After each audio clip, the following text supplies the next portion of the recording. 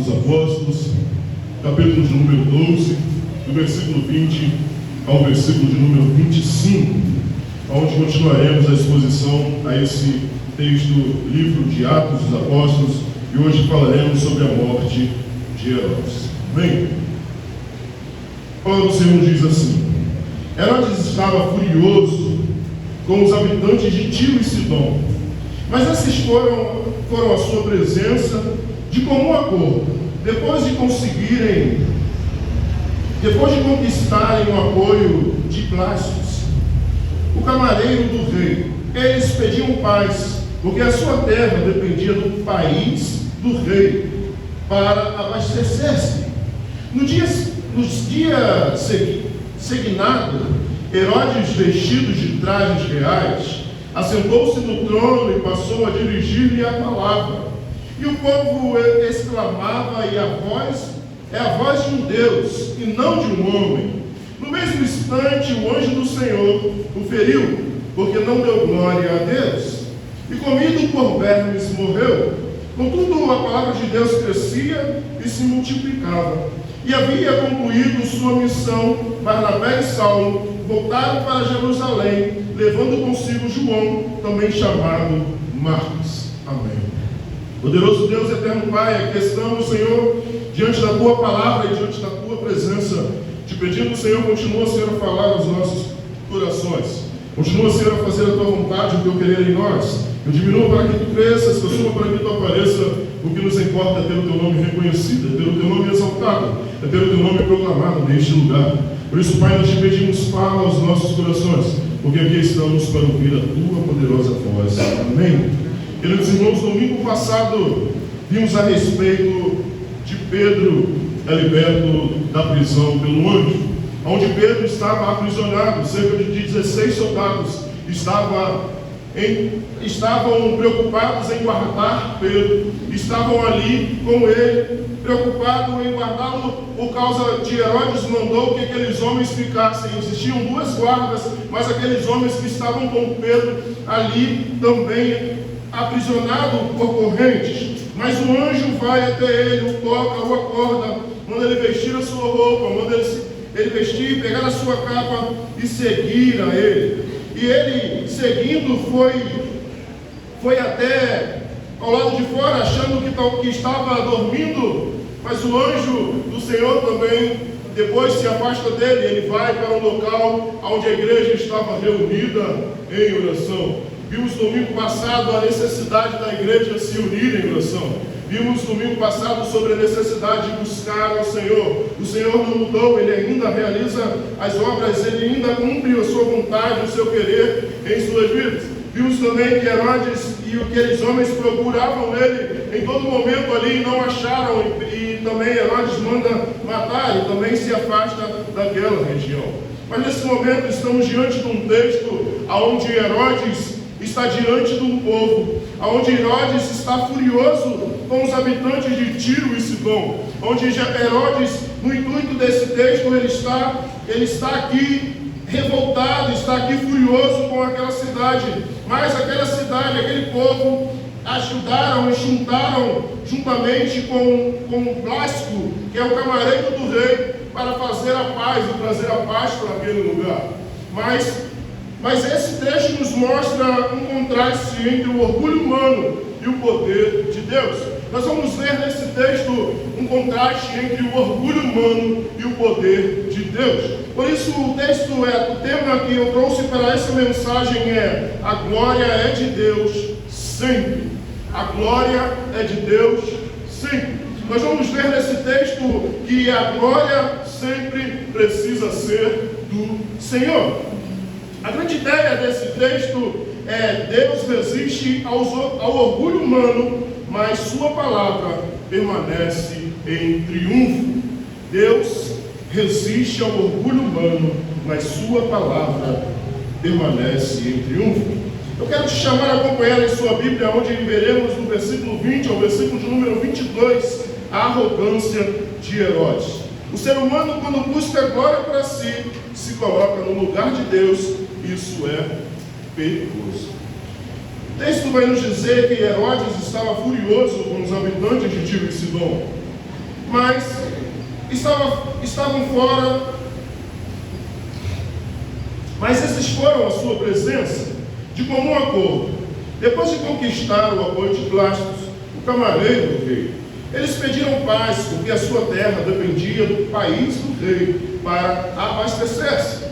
E no dia designado, Herodes, vestido de trajes reais, sentou-se ao trono e passou a dirigir-lhes a palavra.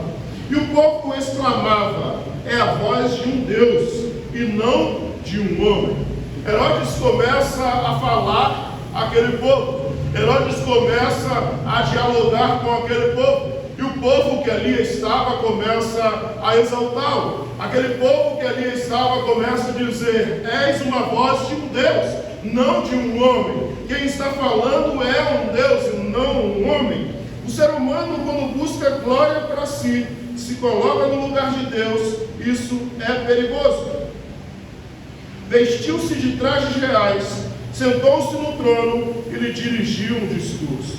E o povo clamava: é a voz de Deus e não de um homem. Este homem se senta no trono. Paulo Joséfo vai dizer que vai narrar esse texto, essa história, e vai dizer que Herodes entra com uma roupa reluzente, se assenta no trono. Logo após se levanta e começa a discursar, começa a falar para aquele povo. E aquele povo começa a dizer: é a voz de um Deus e não a voz de um homem. E ele começa a se encher, ele começa a querer e buscar aquela glória para si. Herodes estava irritado com os habitantes de Tiro e Sidom, que buscavam reconciliação. Ele aproveitava a situação para se exaltar diante do povo. Ao ouvir o povo atribuir-lhe divindade, não dá glória a Deus. Quando hoje buscamos glória para si, quantos hoje têm buscado a glória para si? Seja nos púlpitos, no poder, seja fama. A soberba é um veneno silencioso. Quando as pessoas têm vivido conforme este homem, buscando a glória para si, deixando de entregar a glória devida a Deus, porque sabemos que Deus, Ele é o dono do ouro e da prata. Deus, Ele é o soberano Criador dos céus e da terra. Deus é aquele que nos sustenta, nos guarda e nos protege. Mas quando o homem decide buscar essa glória para si, quando o homem decide buscar ser exaltado e ser engrandecido, quando o homem decide que o seu eu seja exaltado, o seu eu seja reconhecido, o seu eu seja engrandecido, muitas coisas acontecem, como este homem, quando aceita a glória de Deus, aceita ser tornado, ser aceito como Deus diante do povo, Deus manda um anjo feri-lo. A soberba é um veneno silencioso. Deus não divide sua glória com ninguém. Isaías 42, versículo 8, vai nos dizer que Deus não divide a sua glória com ninguém. A glória é dele, o poder é dele, é ele quem tem que ser exaltado, é ele quem tem que ser engrandecido, é ele quem precisa ser reconhecido na minha e na sua vida. Isaías 42, versículo 8, vai nos dizer sobre isso. Deus não divide a sua glória com ninguém. Veremos agora no versículo, vamos ler, o texto nos diz assim: eu sou o Senhor, este é o meu nome, não darei a minha glória a outro, nem o meu louvor às imagens esculpidas. Mas as primeiras coisas já se realizaram, e eu vos anunciei coisas novas, eu vos anunciei antes que surjam. O Senhor está dizendo ao povo de Israel que Ele é o Senhor, Ele é o soberano, e Ele não divide a sua glória com ninguém, não divide a sua glória com imagens, não divide a sua glória com ninguém. A glória precisa ser do Senhor eternamente. Mas esse homem, ele é adorado. Este homem recebe a adoração. Este povo começa a exaltar, dizendo: a voz não é do homem, mas sim de Deus. A voz que está falando é o próprio Deus. Veremos agora no versículo 23 sobre o juízo de Deus. O juízo de Deus. No mesmo instante, o anjo do Senhor o feriu, porque não deu glória a Deus, e comido por vermes, morreu. O texto vai nos dizer que ele recebe a glória para si. O texto nos afirma que ele foi tocado pelo anjo, pois não deu a glória devida a Deus, mas ele se exaltou com aquele que o povo estava dizendo por ele. O juízo de Deus foi imediato, justo e visível. O mesmo Deus que envia anjos para livrar Pedro, também os envia para julgar Herodes. O mesmo Deus que enviou o anjo outrora para tirar Pedro da prisão, também é o mesmo Deus que envia um anjo para tocar na vida e para julgar Herodes. A morte foi humilhante, sinal claro da ira de Deus sobre o orgulho. Deus é paciente, mas não indiferente à arrogância humana. Deus, ele age com paciência, mas ele não é indiferente à arrogância humana. Talvez você possa estar se perguntando e dizendo: eu já vi pessoas se colocando no lugar de Deus, eu já vi pessoas se exaltando e nada aconteceu. Deus, ele é paciente, mas ele não é indiferente à arrogância humana. Na hora certa, o juízo de Deus chegará para cada um de nós. Na hora de Deus, no tempo de Deus, o juízo dele virá sobre cada um. O juízo pode parecer demorado, mas ele vem no tempo certo. Talvez você pense, analise e diga: mas não aconteceu nada. O juízo pode até parecer demorado, mas no tempo certo ele vem. Deus é paciente, mas não é indiferente à arrogância humana, ao pecado humano. Ele não é indiferente, ele é paciente, mas ele não suporta e não tolera. O temor do Senhor é o princípio da sabedoria. Precisamos temer ao Senhor.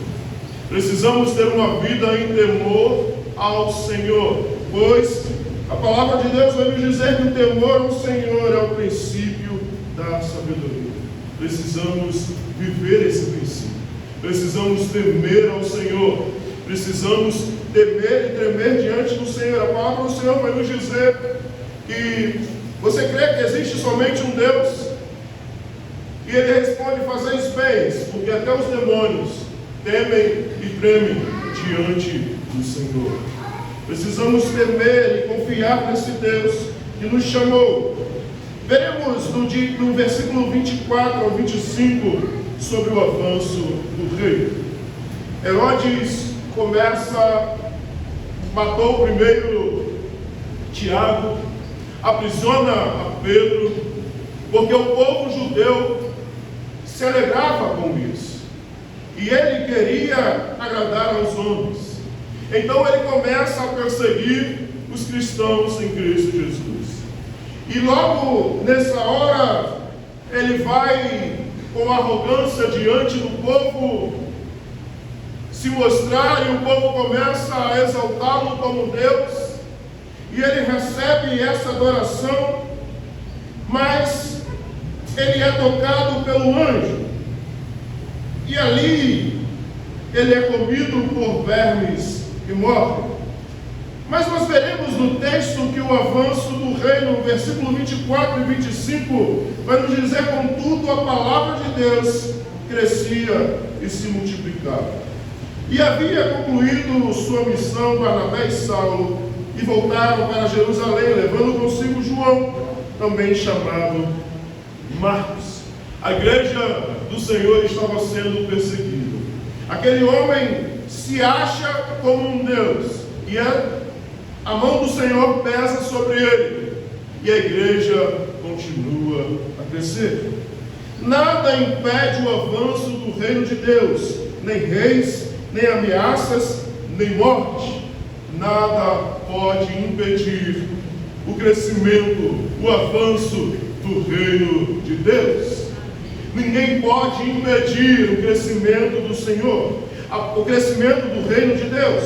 Nós vemos na palavra de Deus em diversos textos bíblicos sobre o avanço do Evangelho. A igreja continuava e era perseguida, mas continuava a crescer. A igreja continuava sendo perseguida, mas continuava a crescer. Porque o Deus que está do lado, que está e que possui o reino dos céus, o reino de Deus, é o soberano Criador dos céus e da terra. É Ele quem tem todo o poder, toda a autoridade, todo o governo está em suas mãos. Apesar da perseguição de Herodes da vida, a palavra de Deus não para. O capítulo termina com a derrota do orgulho humano e a vitória da missão divina. Barnabé e Saulo voltam da missão, mostrando a continuidade da obra.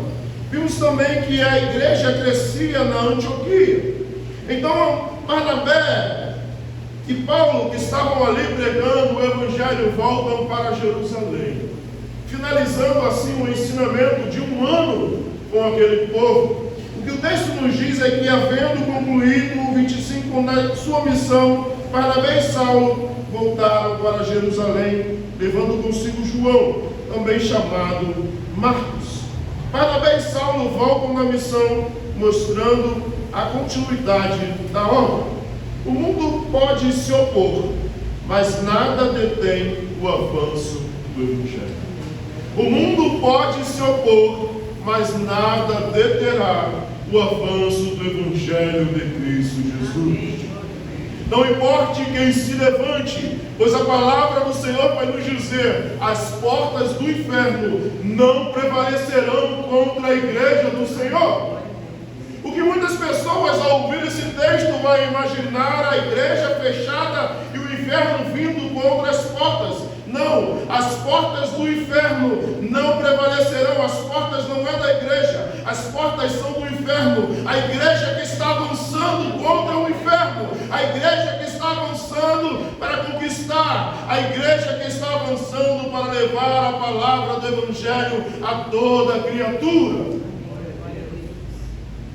Por isso a palavra de Deus vai nos dizer que as portas do inferno não podem prevalecer contra a igreja do Senhor. Esse texto está nos mostrando que a igreja continua avançando. O verdadeiro reino não está em tronos terrenos, mas reina nos céus. O Senhor tem todo o poder e toda a autoridade. Quando olhamos para a palavra de Deus e vamos ver a construção da Torre de Babel, os homens constroem uma torre e dizem: chegaremos aos céus, tomaremos o trono de Deus. E Deus olha lá de cima e diz assim: peraí, não estou vendo, vou ter que descer para ver melhor, porque daqui não dá para enxergar. Pessoas e países se acham poderosos, se acham ter o poder em suas mãos, mas basta uma obra da natureza, que é o Senhor quem governa, para acabar com tudo, para destruir tudo. Um pouco do poder de Deus destrói nações, queima lugares, destrói diversas regiões. Pessoas se acham poderosas, se acham tão poderosas que querem desafiar o poder de Deus, querem se achar iguais a Deus. Herodes decide perseguir a igreja. Herodes decide tomar o poder de Deus para si. Herodes se mostra ser o Deus daquele povo, mas Deus manda um anjo tocar nele e ele morre comido de bicho. Era um tão poderoso, tão grandioso, mas foi só um toque de um anjo que ele morre comido de bicho. Ele tenta parar os planos de Deus. Ele tenta impedir que a igreja do Senhor avance. Mas o Senhor é quem é poderoso. É Ele quem se senta no mais alto e sublime trono. É Ele quem tem o poder em suas mãos. É Ele quem tem toda a autoridade em suas mãos. É Ele quem possui a chave e o livro nas mãos. É Ele quem voltará para julgar as nações, línguas e povos. E a palavra do Senhor já nos disse que todas as línguas, todos os povos declararão que Jesus Cristo é o Senhor, para a glória de Deus Pai. Sejamos instrumentos do avanço do reino e não obstáculos. Precisamos ser instrumentos para o avanço do reino de Cristo Jesus e não obstáculos. Como assim, pastor? Precisamos ter vida. Quando nós dizemos sou crente em Cristo Jesus, mas nós não demonstramos ser crente com as nossas atitudes, com a nossa vida, nós estamos sendo obstáculos para que vidas sejam alcançadas em toda a terra. Quando nós não possuímos a vida verdadeira que Cristo Jesus nos chamou para viver, a qual Ele disse: aquele que me ama, obedece os meus mandamentos. Se você ama a Cristo Jesus, é necessário obedecer os seus mandamentos. Você precisa demonstrar a Cristo Jesus: eu te amo. E como eu demonstro? Obedecendo os seus mandamentos. O mandamento que o Senhor deixou aos seus discípulos foi: um novo mandamento se vos dou, disse Jesus: amai-vos uns aos outros como eu vos amei. E no mesmo texto vai dizer: e amando Jesus até os seus até o fim.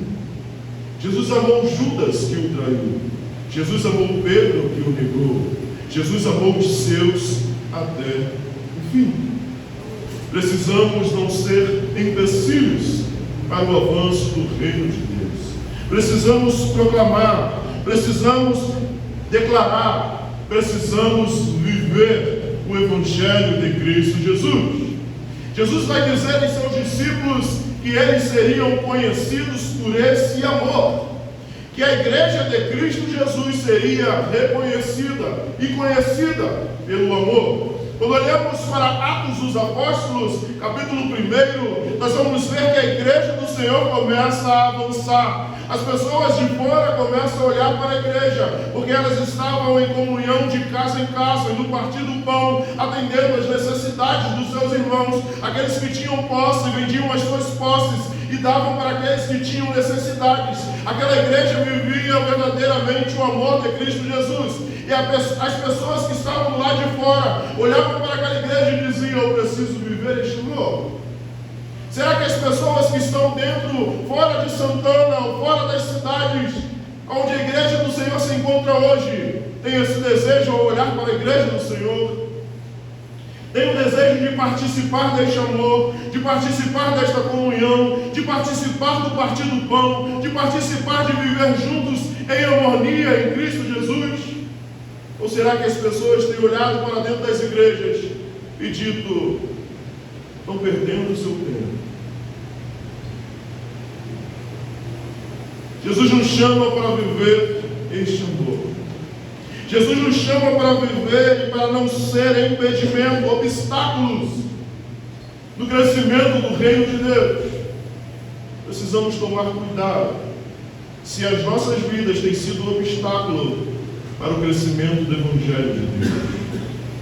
Tome cuidado, porque este homem estava se colocando à frente de Deus. Este homem estava aceitando a glória de Deus para si. Este homem estava querendo impedir o crescimento da igreja do Senhor. Este homem estava querendo perseguir e matar os seguidores de Cristo Jesus, os discípulos, os apóstolos de Cristo Jesus. E ele foi tocado pelo anjo e morreu comido de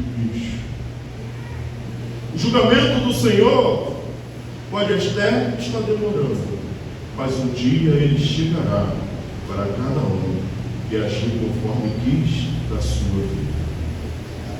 Precisamos nos preocupar, precisamos ser instrumentos, precisamos deixar o Senhor gastar as nossas vidas. Paulo vai dizer: não vivo mais eu, mas Cristo vive em mim. Quando eu entrego a minha vida a Cristo Jesus, Paulo vai dizer que eu sou uma nova criatura. E o que é ser uma nova criatura? É o nascer de novo, é nascer do Espírito, é nascer da água e do Espírito. O que é isso, pastor? É você ter uma vida nova, não voltar às velhas práticas pecaminosas, não voltar àquelas velhas práticas do homem terreno, mas a sua vida seja como Paulo disse, seja o que for fazer, seja comer, seja beber, seja vestir, façais para a glória de Deus. Precisamos viver para a glória desse Deus, porque esse Deus tanto amou o mundo que enviou o seu Filho unigênito, para que todo aquele que nele crê não pereça, mas tenha vida eterna. Precisamos pensar se estamos sendo instrumentos ou se estamos sendo obstáculos para a obra de Deus. Nós vimos que Herodes busca glória para si e foi destruído. O texto que acabamos de ler, nós vimos que Herodes buscou a glória para si e foi destruído. Deus preserva os humildes e aprova sua obra. A glória pertence exclusivamente a Deus. Nós acabamos de ver nesse texto que a glória pertence a Deus. A glória pertence exclusivamente a Deus. E o que você está fazendo com a glória que Deus te dá? O que você tem feito com a glória que Deus te dá? O que você tem feito com os benefícios que Deus te deu? Será que você tem dito por aí: eu trabalhei, eu fiz, eu afirmei, por isso eu conquistei? Ou será que você tem dito: o Senhor me deu, o Senhor é Deus zeloso, o Senhor é Deus cuidadoso, é a Ele que precisa ser a honra, a glória e o louvor? Está apontando para Ele ou aguardando ou guardando para si? O que você está fazendo com a glória que Deus te dá? Você está apontando para Ele ou está guardando ela para si? Você está apontando a glória para Deus, dizendo: toda honra e toda glória seja dada ao Senhor? Ou você tem enchido o seu ego e dito: é isso mesmo, eu sou bom, eu estudei, eu fiz faculdade, eu me formei, eu continuo estudando, eu continuo fazendo, eu sou tremendo? Ou você tem dito: a honra é dele, o poder é dele, a glória é dele, o louvor é dele, é tudo para a honra dele, para o louvor dele? O que você tem feito com a glória que chega até você? Tem destinado a Deus ou tem recebido para si? Hoje é tempo de se humilhar diante do Senhor, para que Ele te exalte no tempo certo. 1 de Pedro, capítulo 5, 6 vai dizer isso. Precisamos nos humilhar diante do Senhor. Precisamos nos humilhar debaixo da poderosa mão do Senhor, porque é Ele quem merece toda a honra, é Ele quem merece toda a glória, e é Ele quem merece todo o louvor eternamente. Que possamos ser instrumentos na mão do Senhor e não obstáculos para o crescimento da obra do Senhor. Amém? Eu convidar todos